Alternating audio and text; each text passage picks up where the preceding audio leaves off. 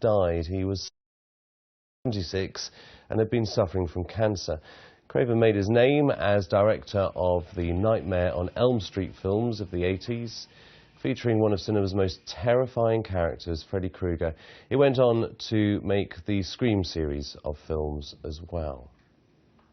Well, Lewis Peitzman is a senior entertainment editor for BuzzFeed News. He joins us from our studio in Los Angeles. What's the reaction been there to his death?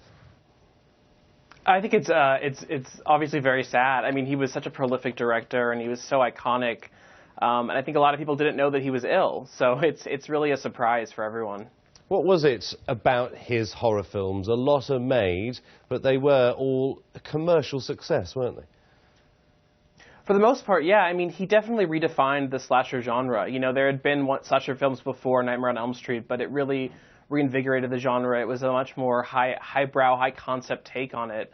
And the Scream movies as well, you know, were just kind of pushing the boundaries of horror. He obviously had an eye for talent. Didn't he spot Johnny Depp as well? Wasn't he one of the first to have Johnny Depp on screen? Yes. He gave Johnny Depp his big break in the first Nightmare on Elm Street. He has a very memorable death scene where he sinks into a bed.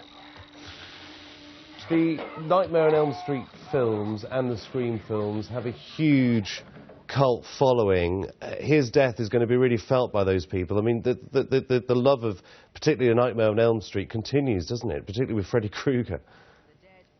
Yeah, I don't think that's ever going away. I mean, they've tried to, you know, reboot Nightmare on Elm Street. They did that remake, but I think it's hard to compete with the original, and that series is just so iconic for a reason.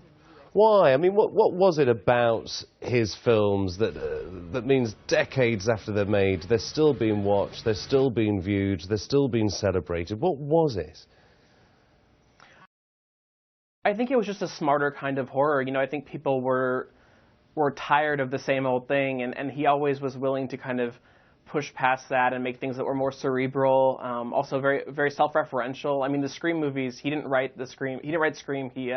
He directed Scream. Kevin Williamson wrote it, but it was very much influenced by what he had done and kind of making horror self-conscious in that way, and sort of realizing that people understood horror and they wanted to see more that kind of that got it.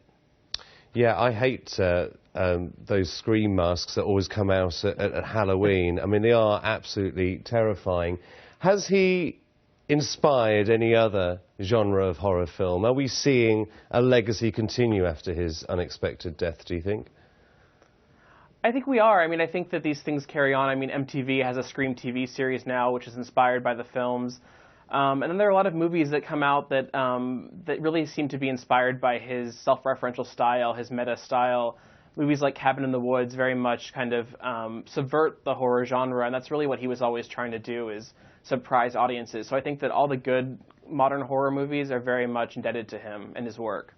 Lewis, thanks for talking to us. Thank you for joining us from Hollywood.